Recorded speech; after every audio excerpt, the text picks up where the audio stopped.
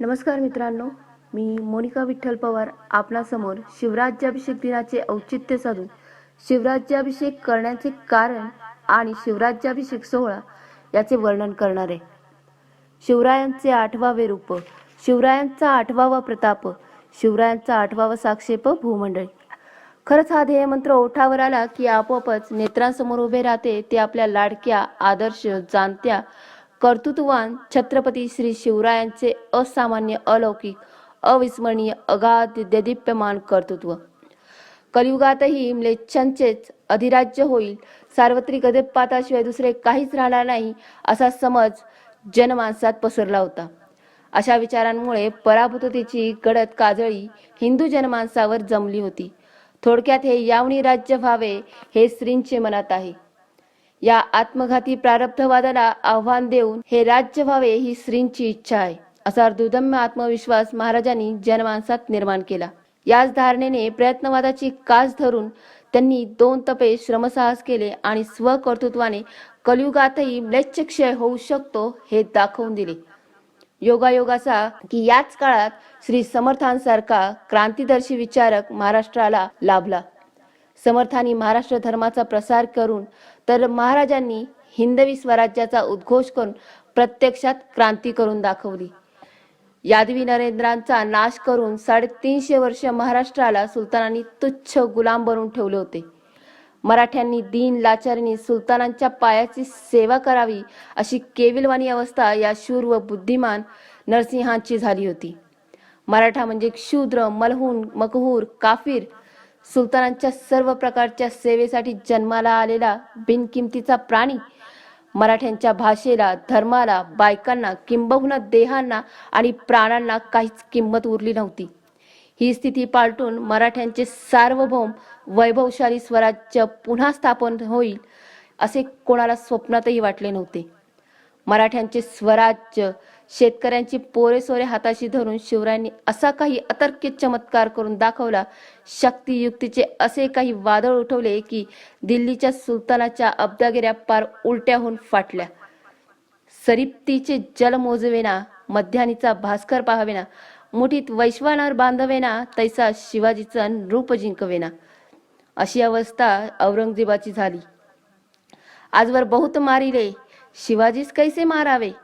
समुद्राचे जल, सूर्याचे तेज, अग्नीचा दाह आणि शिवाजींचे शौर्य हे केवळ अजिंक्य होते. धर्म संस्थापना, स्वराज्य संस्थापना, प्रजेचे अपत्यव्रत पालन, संत सज्जनांचे रक्षण, तीर्थक्षेत्रांची व देशाची मुक्तता, सर्वेपि सुखेन संतु, असा प्रचंड उदात्त संकल्प हेतू शिवरायांचा होता. हे जरी असे असले तरी महाराज हे अधिकृत सिंहासनाधिष्ठ राजे नसल्यामुळे स्वराज्यातील लोकांना हे काही खरे राज्य नाही असे वाटू लागले. एवढे जीवापाड यत्न करून, रक्त ओकून आणि स्वराज्य निर्मिले, पण अजूनही लोकांची मने डळमळीत आहे. बाहेरचे लोक आणि सत्ताधीश आपल्याला केवळ पुंडेपाळेगाळ समजतात. हे स्वराज्याच्या स्थैर्याच्या, कल्याणाच्या दृष्टीने योग्य नव्हे असे महाराजांना नेहमीच वाटे. आपल्याला कुणी राजा महाराजा म्हणावे ही हाव महाराजांना कधीच नव्हती. तरी स्वराज्याच्या प्रतिष्ठेकरता आवश्यक ती मान्यता मिळणे हे गरजेचे होते. स्वराज्य म्हणजे अळवावरचे पाणी नव्हे, तर ते विश्ववंद्य आणि प्रतिपदेच्या चंद्राप्रमाणे वाढत जाणारे हा आत्मविश्वास प्रजाजनात निर्माण व्हायलाच पाहिजे, अशी तळमळ महाराजांना सतत लागून राहील. थोडक्यात स्वराज्य निर्माण व्हावे ही जिजाऊंची, प्रत्येक जनमानसाची नवे नवे ही श्रींचीच इच्छा होती. म्हणून मग त्या दृष्टीने आवश्यक त्या हालचाली वेगाने सुरू झाल्या. कार्यामागील उद्देश जेव्हा स्वच्छ, उदात्त, निस्वार्थ असतो तेव्हा त्या कार्यास ईश्वरी साथही आपोआपच मिळते. राज्याभिषेक विधीसाठी गागाभट्टांना निमंत्रित करण्याचे ठरले. वाराणसी सारख्या अग्रगण्य क्षेत्री अग्रपूजेचा मान लाभलेल्या भट्ट घराण्यातील गागाभट्ट उर्फ विश्वेश्वर भट्ट हे तत्कालीन भारताचे सर्वश्रेष्ठ पंडित व धर्मशास्त्र मीमांसक होते. रायगडावर त्यांचे आगमन इसवी सन 1674च्या जानेवारीमध्ये झाले. राज्याभिषेक हा धार्मिक शास्त्रोक्त संस्कार असल्यामुळे त्या बाबतीत सर्व दोषांचा परिहार करणे ही गरजेचे होते. गागाभट्टांचे मौलिक कार्य म्हणजे त्यांनी या सर्व अडचणींचा परिहार करण्यासाठी सर्व विधी निर्बंधांचा व शास्त्रोक्त चौकटीत मार्ग काढला. अखेर शिवराज्याभिषेक सोहळा मंगल दिनी व मुहूर्त शुभ मुहूर्त ठरला. तो मुहूर्त म्हणजे वार शनिवार दिनांक 6 जून 1674 पहाटे 5 वाजता निश्चित करण्यात आले.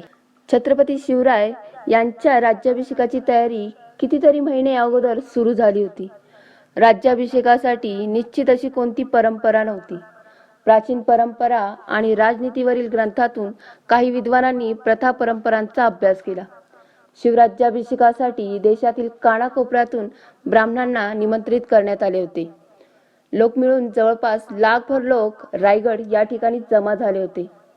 4 महिन्यांसाठी त्यांची राहण्याची उत्तम व्यवस्था करण्यात आली होती. रोज त्यांना मिष्टान्नाचे जेवण असे. सरदार, राज्यातील श्रीमंत गणमान्य व्यक्ती, दुसऱ्या राज्यांचे प्रतिनिधी, विदेशी, व्यापारी आणि सामान्य जनता असे सर्वच या सोहळ्याला उपस्थित झाले होते. प्रत्येक दिवशी एका धार्मिक विधीत आणि संस्कारात शिवाजी महाराज घडून गेले होते. राजे शिवाजी यांनी सर्वप्रथम आपली आई जिजाबाईंना नमस्कार केला, त्यांचे आशीर्वाद घेतले. त्यानंतर महाराजांनी विविध मंदिरात जाऊन देवदर्शन केले, देवके दर्शन घेतले, पूजा केली आणि ते रायगडाला 12 मे 1674 परत आले. तुळजापूरला भवानी मातेच्या दर्शनासाठी त्यांना जाणे शक्य नव्हते, म्हणून 4 दिवसांनी ते प्रतापगडावरील प्रतिष्ठापना केलेल्या भवानी मातेच्या देवीच्या दर्शनासाठी गेले. त्यावेळी 1.25 मन सोन्याची छत्री भवानी मातेस अर्पण केली. 21 मेला पुन्हा रायगडावर ते धार्मिक विधीत गुंतून गेले. महाराजांनी 28 मेला प्रायश्चित्त केले आणि जानवे परिधान केले. दुसऱ्या दिवशी 2 राण्यांबरोबर पुन्हा विवाह विधी केला. त्यावेळी गागाभट्टांना 7,000 होन व इतर सर्व ब्राह्मणांना मिळून 17,000 होन दक्षिणा दिली. दुसऱ्या दिवशी महाराजांची सोने, चांदी, तांबे, जस्त, कथील, शिसे आणि लोखंड अशा 7 धातूंनी वेगवेगळी तुला झाली. याशिवाय वस्त्र, कापूर, मीठ, खिळे, मसाले, लोणी, गूळ, फळे इत्यादींच्याही तुला झाल्या. 6 जून 1674 राज्याभिषेक झाला. या दिवशी पहाटे उठून मंत्रोच्चार आणि संस्काराबरोबरच आंघोळ करून कुलदेवतेला स्मरून राज्याभिषेक सुरू झाला. गागाभट्ट आणि इतर ब्राह्मणांना यावेळी आभूषणे आणि वस्त्रे भेट देण्यात आली. यावेळी शिवाजी महाराजांनी शुभ्र वस्त्रे परिधान केले होते. गळ्यात फुलांच्या माळा घातलेल्या होत्या. राज्याभिषेकात राजाचा अभिषेक आणि डोक्यावर छत्र धरणे हे 2 प्रमुख विधी होते. 2 फूट लांब आणि 2 फूट रुंद अशा सोन्याने मढवलेल्या मंचावर शिवाजी महाराज बसले. शेजारी उपरण्याला साडीचे टोक बांधलेली सोयराबाई दुसऱ्या मंचावर, तर बालसंभाजीराजे थोडेसे मागे बसले होते. अष्टप्रधानातील 8 प्रधान गंगेसारख्या विविध नद्यातून आणलेले पाण्याचे जलकुंभ घेऊन उभे होते. त्यानंतर ते जलकुंभांनी शिवाजी महाराजांवर अभिषेक केला गेला. त्यावेळी मंत्रोच्चार आणि आसमंतात विविध सूरवाद्य निनादत होते. 16 सुवासिनींनी पंचारती ओवाळली. यानंतर शिवाजी महाराजांनी लाल रंगाचे वस्त्र परिधान केले. जडजवाहीर अलंकार परिधान केले. गळ्यात फुलांचे हार घातले. एक राजमुकुट घातला. राजांनी आपली ढाल, तलवार आणि धनुष्यबाजांची पूजा केली. मुहूर्ताच्या वेळी राजसिंहासनाच्या दालनात प्रवेश केला. राज्याभिषेकाचे दालन हिंदू परंपरेनुसार 32 शकुन चिन्हांनी सजवलेले होते. सभासद बगर म्हणते त्याप्रमाणे 32 मन सोन्याचे म्हणजे 14 लाख रुपये मूल्य असलेले भव्य सिंहासन सोन्याच्या पत्र्याने मढवलेले होते. शिवाजी महाराज सिंहासनावर आरूढ झाले. 16 सवासिनींनी त्यांना ओवाळले. ब्राह्मणांनी मोठ्या स्वरात मंत्रांचे उच्चारण केले. प्रजेने महाराजांना आशीर्वाद दिला. शिवराज की जय, शिवराज की जयच्या घोषणा दिल्या गेल्या. सोन्या चांदीचे फुले उधळली गेली.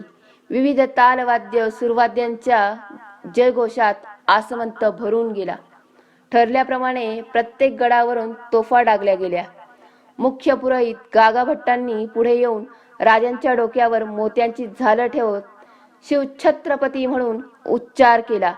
राजे शिवाजी महाराजांनी सर्व जणांना खूप धन भेट म्हणून दिले. त्यांनी एकूण 16 प्रकारचे महादान केले. त्यानंतर विविध मंत्रीगणांनी सिंहासनापुढे जाऊन महाराजांना अभिवादन केले. छत्रपतींनी त्यांना या प्रसंगी विविध पदे, नियुक्तीपत्रे, धन, घोडे, हत्ती, रत्ने, वस्त्रे, शस्त्रे दान केली. हे सर्व सकाळी 8 वाजेपर्यंत संपले. समारंभ संपल्यावर शिवाजी महाराजांनी पहिल्यांदा एका देखण्या घोड्यावर स्वार होऊन जगदीश्वराच्या मंदिराकडे गेले. तिकडून हत्तीवर स्वार होऊन त्यांनी मिरवणूक रायगडावर निघाली.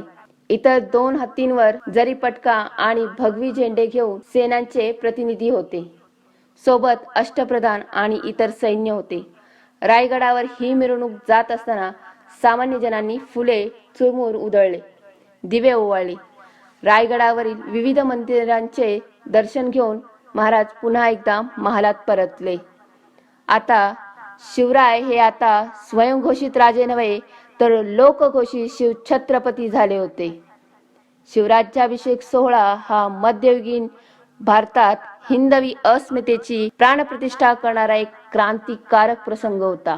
निश्चयाचा महामेरू, बहुती जनांसी आधारू, अखंड स्थितीचा निर्धारू श्रीमंत योगी. जय भवानी, जय शिवाजी. धन्यवाद.